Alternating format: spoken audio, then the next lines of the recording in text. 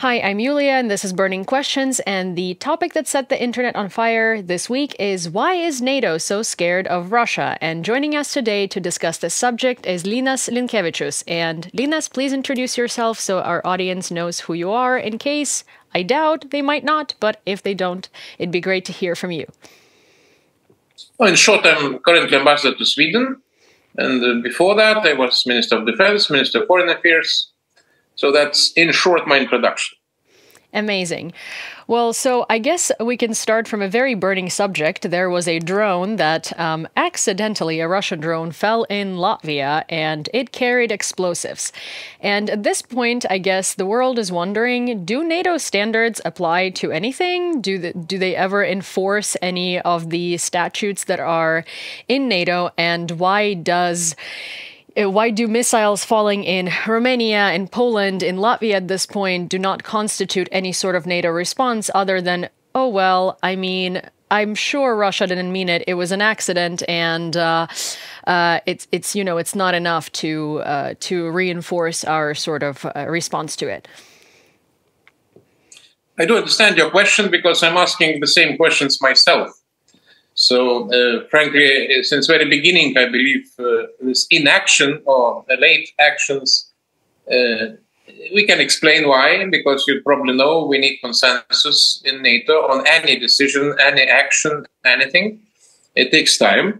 Now, NATO is still considering. Let's hope these later accidents were not deliberately conducted, but nevertheless, it needs some reaction. So, in my view, since very beginning of full-scale aggression, the public diplomacy was not very successful, in my view, needless to say, about actions. When NATO was repeating a few times per day that will not engage, that was understood by Russia like a green light, in my understanding, to do whatever they need.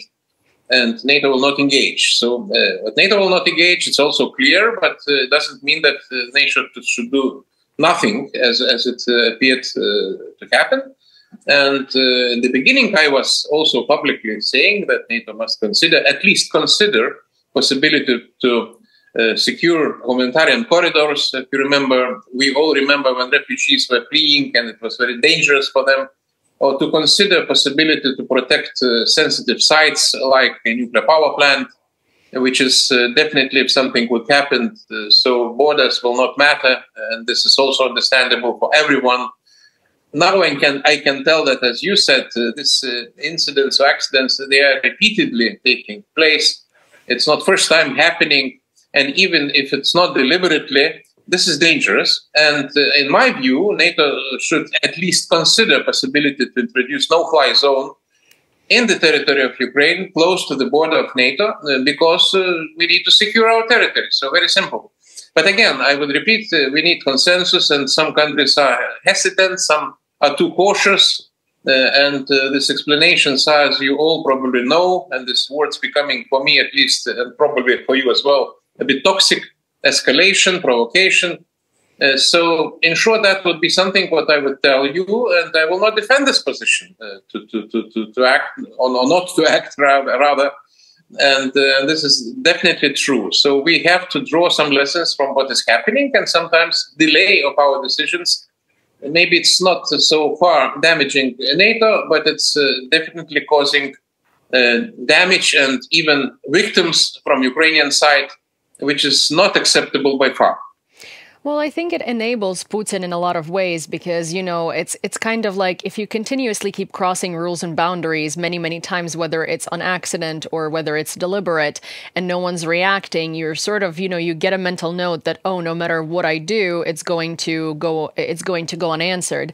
For instance, one of the other questions that I would love to know your opinion on is the fact that international law seems to not be applicable to Russia because, as you know, I'm sure Putin recently visited Mongolia, which is a country signatory to the Rome Statute, and there is a warrant from the International Criminal Court, Putin had to be arrested the minute that he touched down on Mongolian territory. But he had a lovely little visit with all of the national traditional dances and performances, and Ukrainian flags or anything in support of Ukraine was removed as to not bother him, and he was not arrested. So at this point, we have these two very big situations, and the third one we'll talk about later. One is NATO seems to be scared of Russia instead of vice versa, and NATO seems to continuously showing Russia that they're scared of it, which is not a great strategy. And the second thing is, why do we need international law if it doesn't apply to Putin?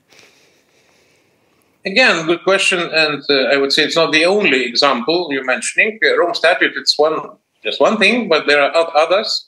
And when we're talking about this complete event, so we know that this is Mongolia we have in mind, which is definitely in very difficult geopolitical and geographical situation, squeezed between two big powers, totally dependent, politically, economically, with regard to the supplies and so on. So for them, it's really difficult to be independent, so to say, and to act like this. But it was good occasion for Putin to show that international law not working, because there are no sanctions. The best we can do, or those members of Rome Statute can do, to discuss this issue and maybe to appeal to Mongolia to comply with the commitments, and that's it. So, and by the way, the same situation with regard to other international organizations. If we look into UN Security Council, we are all talking, sighing that it's not possible when a country aggressor has veto right and institution not even able not just to act, but even to pass decent resolution because of veto right.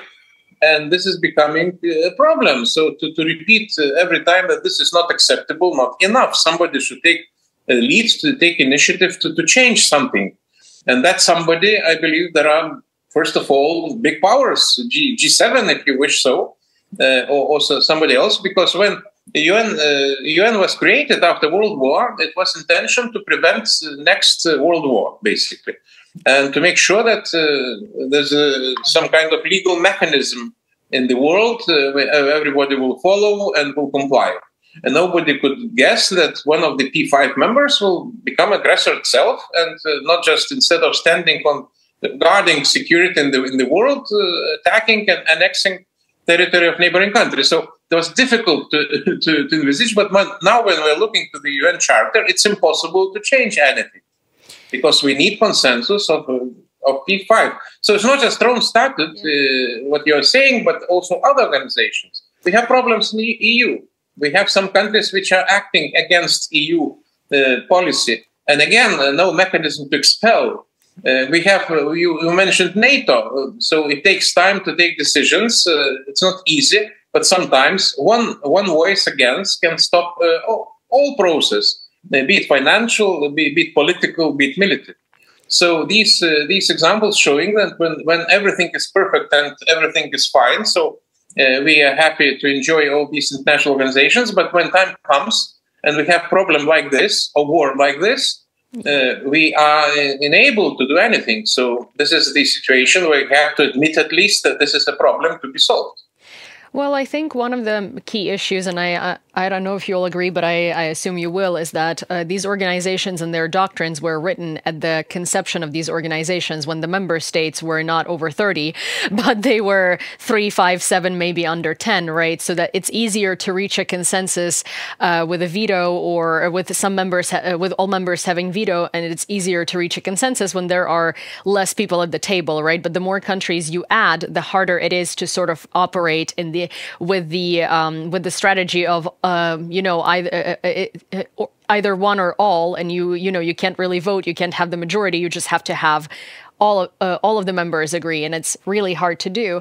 So would you agree that both the doctrines of the EU and NATO and the UN need to be reformed because they're quite a bit outdated for the modern world, I guess, and for the amount of members that they have at this point accrued, and provided, Ukraine is now trying to join, Georgia is trying to join also. I guess that these organizations with doctrines with veto rights and rather alliances with doctrines with veto rights and alliances that have this, a majority consensus, are a little hard to enforce, because at the time at which a country enters the alliance, they might be a perfect democracy and everything is good and jolly, but that's a democracy, right? We can see it with the United States right now, where there potentially will be Trump, which United States is not a member of the EU, obviously, but it is a member of NATO. And that's a problem, because Donald Trump shows all the signs of being a wannabe dictator in layman's terms. Then there is also Viktor Orban, and then there is also Fico in Slovakia. So, you know, at the time at which these countries joined these alliances, they were very different countries with a very different rule of law, same as Turkey and NATO. At the time at which Turkey joined NATO, it was prospering into a democracy. And now, well, it's really hard to say that it is. So would you agree that reforms need to happen and these doctrines and these rules and regulations need to change? I can repeat, definitely, I think so. And that should be, first of all, it's not enough to agree that this is a problem, but something should be done in order to go out of this stalemate situation.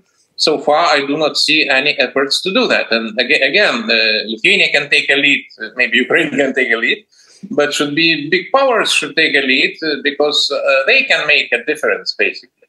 And you're quite right. Now we are considering, for instance, in the European Union, there are some proposals to change the decision-making process, introducing the qualified majority voting for some issues like sanctions, like enlargement, for instance, EU missions, which is now we need consensus for that, and we know how long it takes sometimes to introduce sanctions because of veto of some countries.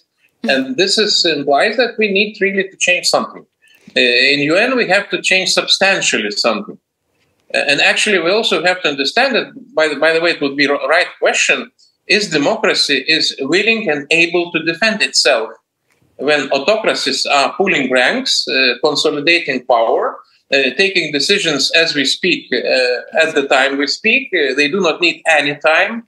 And we are endlessly discussing, we're endlessly trying to seek for some kind of dialogue, which looks like a nice process, but at the same time, when we're looking from the side of autocracies, or let's say more concretely from the side of Russia, they're using this so-called dialogue as a smoke screen to do nothing, to change nothing, not only in actions, but even in rhetoric.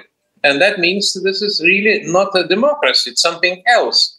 So we have really, I'm not calling for dictatorship, but I'm calling to really very drastic revision of decision-making process, especially in the face of crisis, because otherwise we will lose.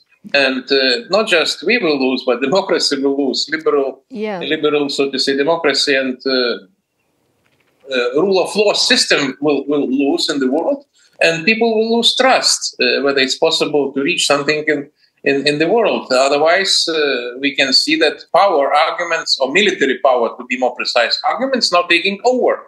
You can change borders, you can change regimes, and you can deny countries of the right to choose. So that's a reality we have to face. Well, exactly. I could not agree more with you, because I guess if we were to group the world into two parts right now, it would be, with the talk of the town would be NATO versus the axis of evil, right? And the axis of evil is not really an actual alliance, but it's a more direct and a more decisive alliance, pseudo-alliance than NATO has shown itself to be, right? I guess it's very interesting to see the power dynamics shift, because you've mentioned democracies, right? And you're not calling for a dictatorship, but in reality, a democracy represents demos, right? The demos in most countries wants Russia to be stopped. However, the leaders of those most countries, especially of Western Europe, seem to be erring on the side of caution through red lines and escalation and all of these toxic words that we've discussed earlier that have proven time and time and again to just be words inside of the minds of some of the Western European politicians and American politicians. And it's crazy to see how indecisive this big alliance that has been brought up to be this sort of like, you know, peacekeeper of the world that enforces justice and the rule of law and defends countries from being invaded by autocracies is doing nothing. And then we see how, as you've mentioned, NATO and Western powers are discussing for months on end whether to give Ukraine missiles that are defensive, while Iran, for instance, is sending ballistic missiles in containers to Russia.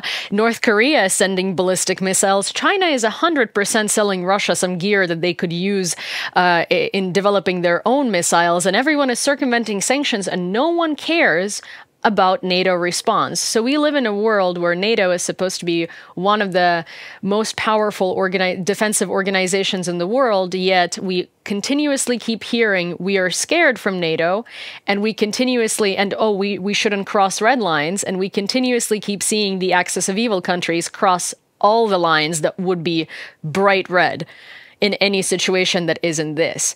So I guess my question is why do you, as someone who has been in this in the world of NATO leaders and lawmaking, why do you think that is, and why do you think NATO is so scared of pushing onto Russia?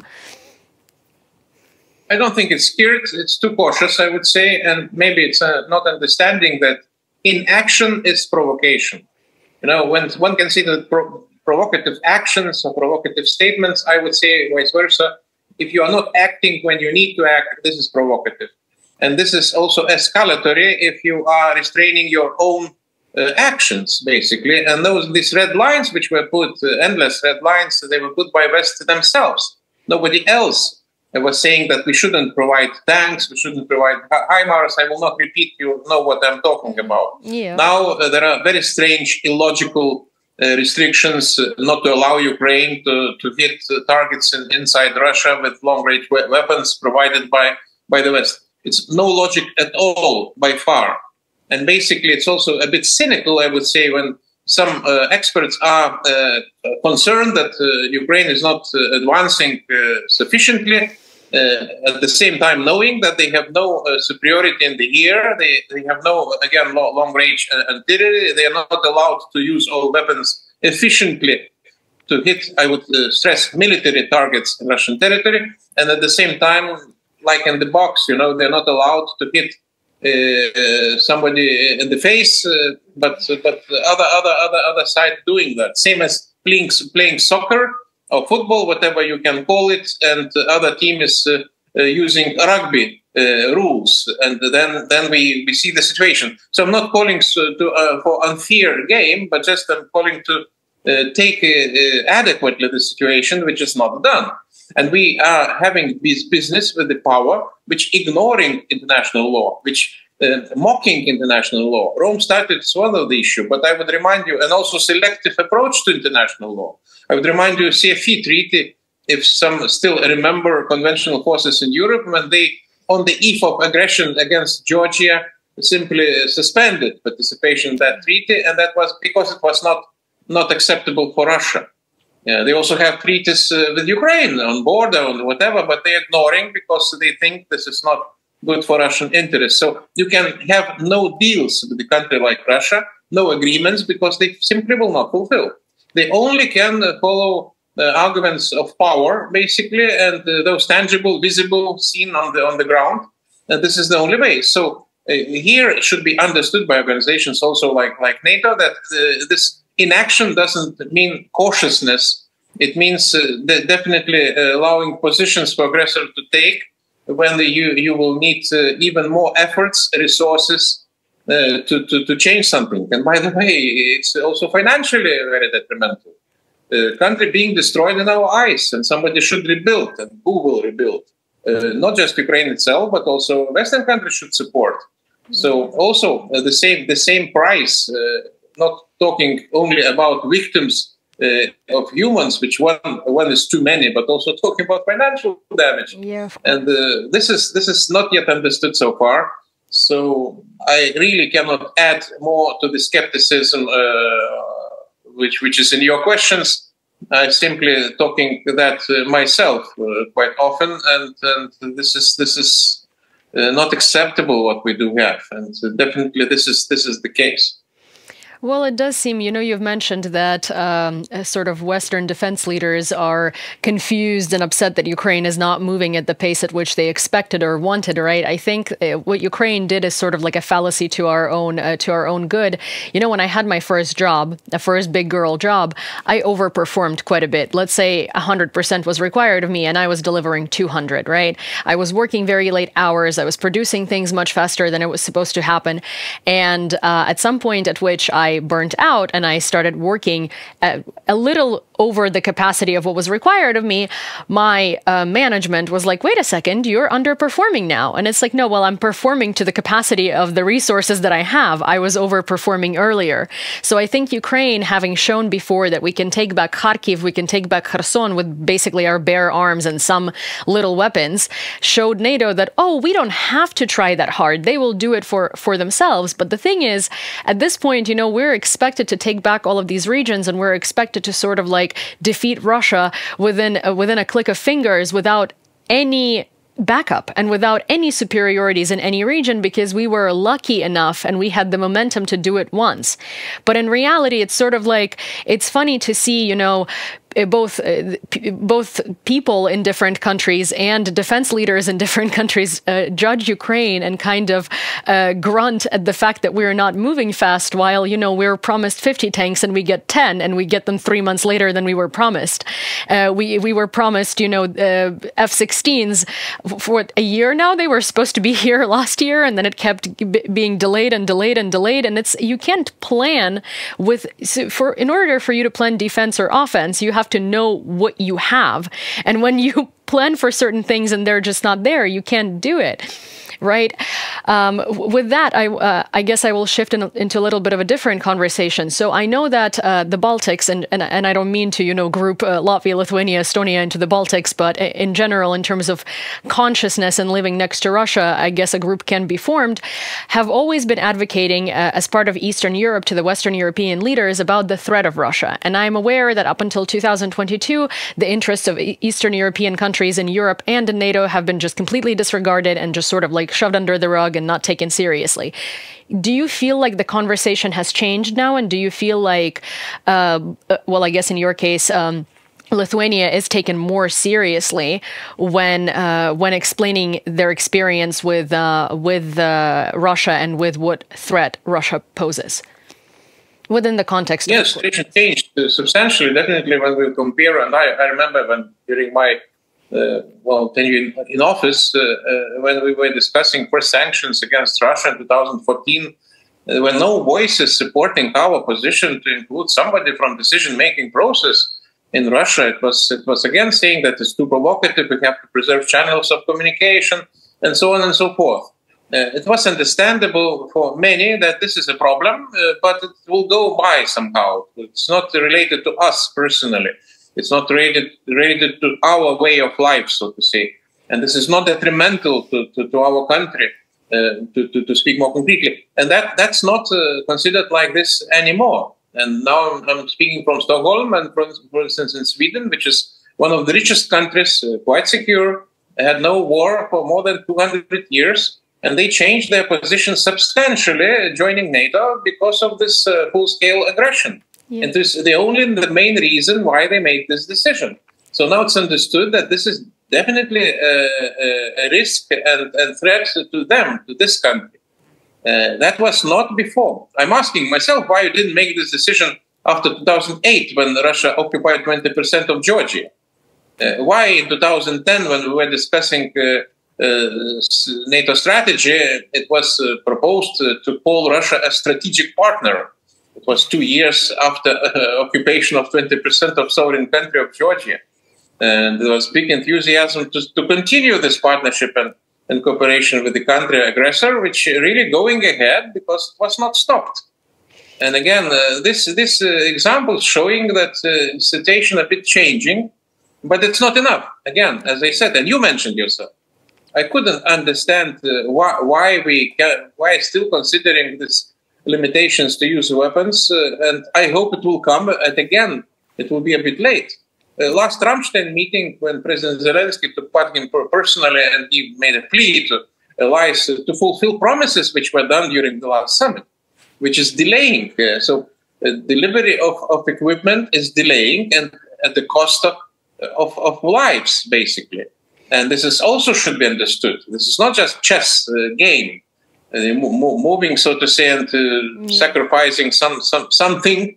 You are sacrificing live people, and this is a big difference, and that should be taken very seriously into account. So we should understand that Europe and US, and in addition, if we are talking about G7, more than half of the world's economy, and we cannot introduce devastating sanctions to Russia. We cannot produce sufficient equipment. It will be 5% of defense budgets of some big countries. The war will be over, but it's not yet over. And again, I will repeat, you know yourself that everybody can agree that that Ukraine must win, that victory it also should be defined what that means, victory of Ukraine. And I'm always saying that it's not taking Moscow. Ukraine are not going to take Moscow. It's business of Russians themselves. If they would like to get back to the civilized world, they have to change something in their own country, own capital in Kremlin, and that's their business. I mean, Ukraine would like to get back to wash, so to say, their territory from Russia, and this is a big difference. And there's no threat for existence of Russia. What some mouthpieces of propaganda talking in Russian programs. This is not about that. So it's something different. Well, get back to the civilized world is also a very loud statement when it comes to Russia, because when was the last time Russia was civilized? You know, before. You always can wish something, you know, which is maybe achievable. Maybe at the time it was called Moscovia. I think it's not even get back to the civilized world. It's become the civilized world for once, right? I guess, you know, one of the things that I guess both of us can agree on is, well, a couple of things that I suppose we can agree on is, one, all of these organization statutes are very outdated. It kind of feels like we're living in a joke Simpsons episode where, you know, Russia is on the Security Council. There has been multiple evidence provided that there is no doctrine of such that that Russia could have succeeded the Soviet Union in the seat, and it occupies it illegally, and even that is not enough to take Russia off the Security Council. Russia is one of the largest aggressors in the world right now, and they still have the veto power, and they still stay on the Security Council, again, despite the evidence that it's not even legal for them to be there.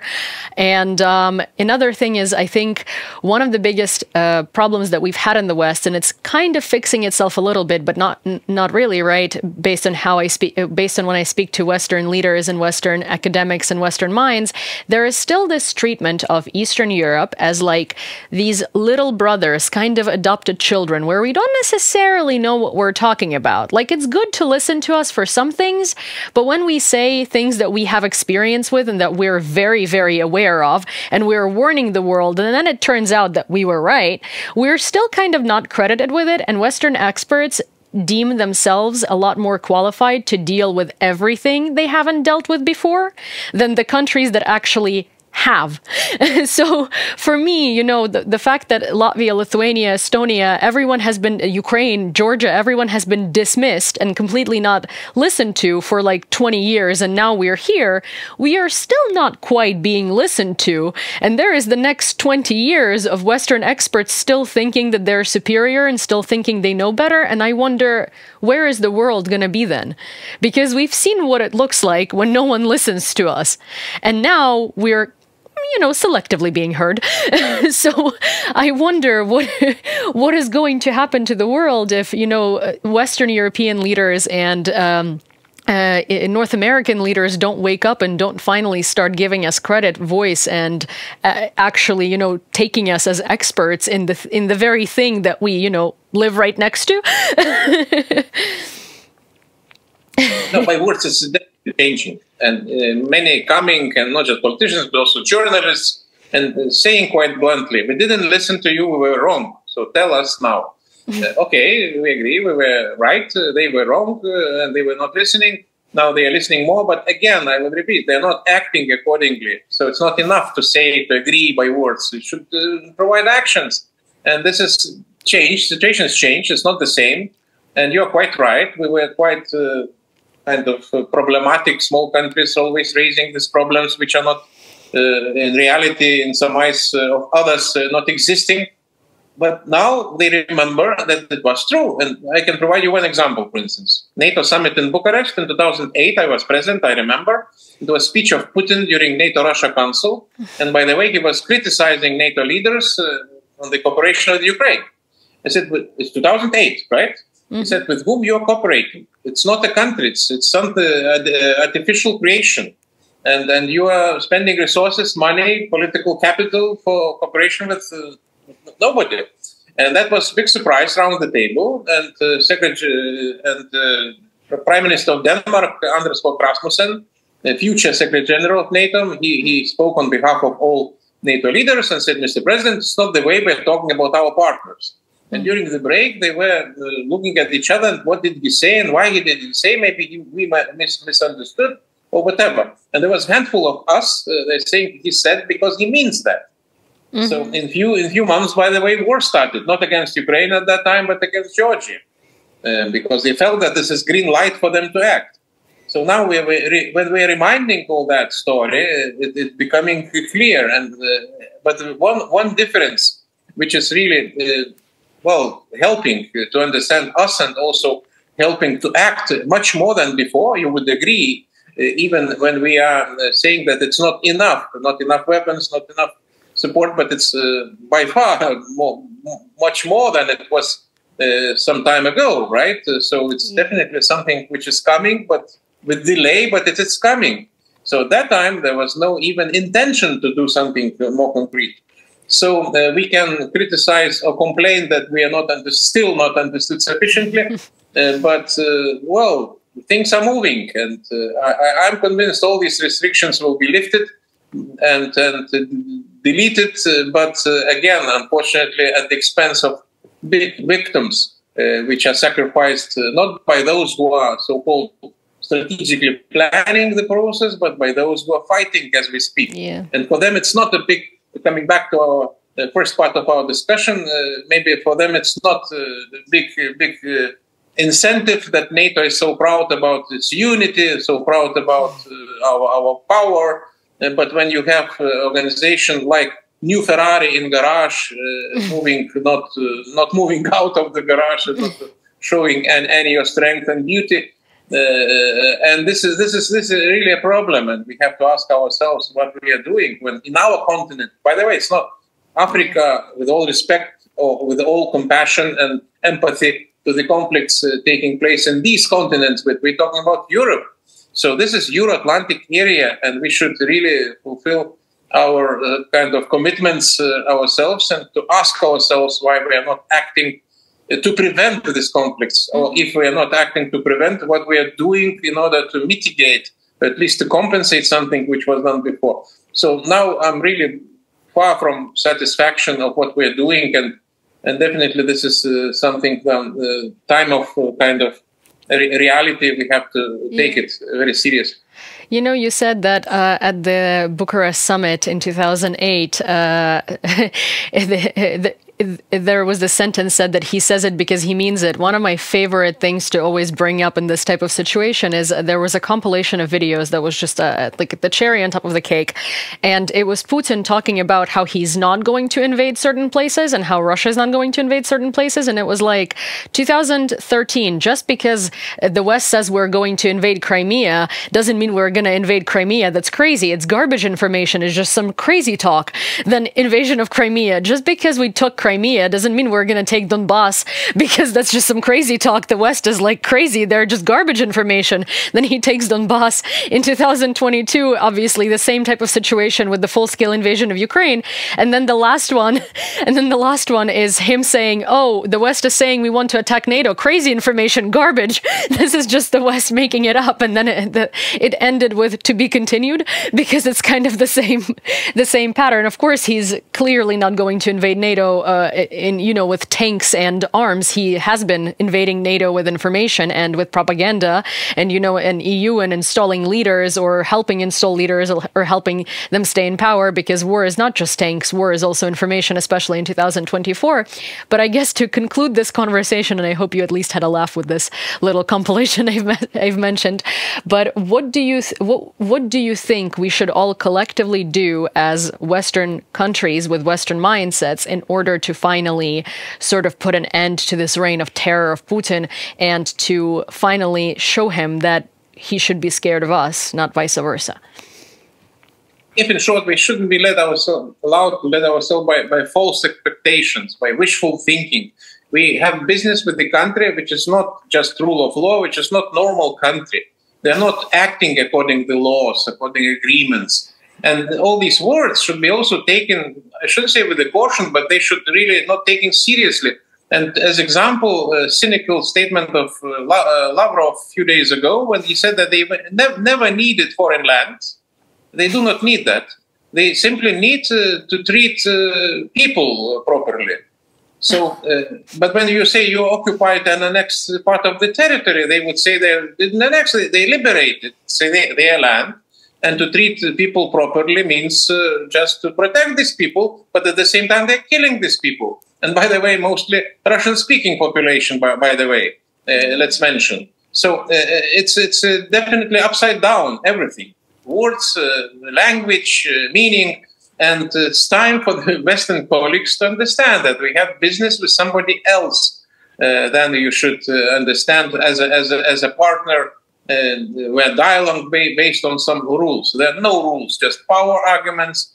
And by the way, these arguments should be provided as we speak now, not in 2 years. It should be done now, and we have to take very seriously our capability to act when we need to act.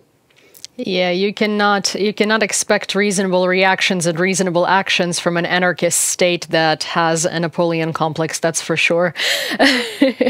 Well, thank you so much for giving us your time today and discussing this issue with me. I hope that we've provided a lot of clarity and a lot of new information to think about for our viewers, and I hope to have you here again if you will. And I know you have to go, so I will I will let you go and not hold you any further. Thank you. Slava Ukraini. Heroyam slava. Well, that was me with Burning Questions. We were supposed to put out fires, but I think with this discussion we lit some fires, and I'm expecting the internet to be discussing them for quite a while after this video airs, and for that to happen, I have a job for you. Please do not forget to like this video, give it a comment, share it with a friend, and don't forget to subscribe to this channel because there are many more videos like this coming, and we work tirelessly to bring you all the information and explanations we can. I will see you next week with some more fires that I'm hoping to light on the internet. Bye.